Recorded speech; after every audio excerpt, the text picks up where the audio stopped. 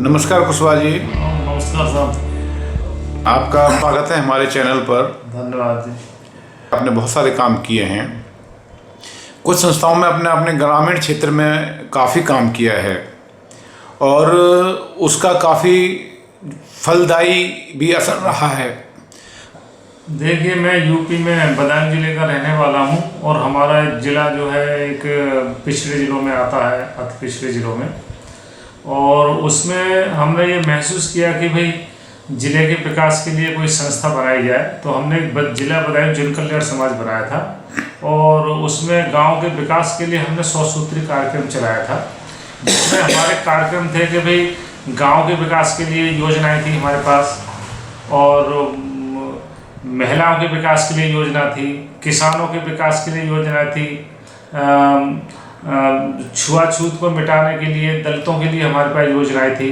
तो उस योजनाओं के तहत हमने काम किया, जिसमें हमारी योजनाएं थी गांव के बारे में कि हर गांव को सड़कों से जोड़ा जाए, हर गांव में एक प्राथमिक विद्यालय खोला जाए, 5 गांव के बीच में एक हाई स्कूल खोला जाए और हर गांव में एक लेटर बॉक्स लगाया जाए जी, एक ब्लॉक के अंदर और या तहसील के अंदर एक ITI खोली जाए, और एक स्वास्थ्य के बारे में हमने योजनाएं चलाई कि हर गांव में एक मूवेबल वैन आनी चाहिए जो कि 1-1 घंटे हर गांव में जाए।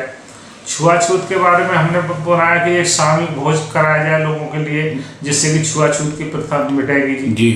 तो इस तरह करके हमारे कृषि की बहुत सारी योजनाएं थी कि कृषियों को जो है किसानों को उचित मूल्य मिलना चाहिए और वहाँ से बीज और खाद कम दामों पर मिलना चाहिए, और जो है नए आधुनिक यंत्र किसानों को लोन पे मिलना चाहिए। तो इस तरह हमारे सारे जो है 100 सूत्र 100 प्रोग्राम हुए थे, तो जिसको हमने 10,000 लोगों के हस्ताक्षर करके, और वो डिमांड हमने राष्ट्रपति को भेंट की थी सन 1900 के अंतर्गत। तो मैं ये समझता हूँ कि उस समय के जो हमारे IAS अधिकारी थे गांव के विकास के करने के लिए, उनके पास भी ऐसी योजना नहीं थी। वो योजनाएं हमने जो भारत सरकार को, राष्ट्रपति को हमने दी, तो मैं समझता हूँ कि वहीं से जो है भारत सरकार ने वो योजनाएं ग्रामीण के विकास के लिए ली थी और वो उस आधार पर गाँव में विकास हो गया। जो हमारी योजनाएं थी आज सारी कार्यान्वित हो गई हैं, जिसके लिए हम अपने समाज के लिए, देश के लिए, सरकार के लिए मैं बहुत धन्यवाद। बहुत अच्छी बात की है सर आपने। लेकिन जैसे आपने जो उनको एक प्रस्ताव भेजे थे या अपनी मांग रखी थी, तो वो मांग जिस समय आपने रखी थी, तो आपके गांव देहात में, आपके क्षेत्र में उसमें कितना लाभ मिला था? सरकार ने कितने कार्य पूरे किए थे उस समय पर? देखिए, वो काम ऐसे थे कि एक दिन में कोई काम पूरा होने वाला नहीं था जी। अब जैसे कि हमने अनुसर नदी, गंगा नदी में पुल के निर्माण की बात उठाई थी, वो भी हमारा पूरा हो गया है।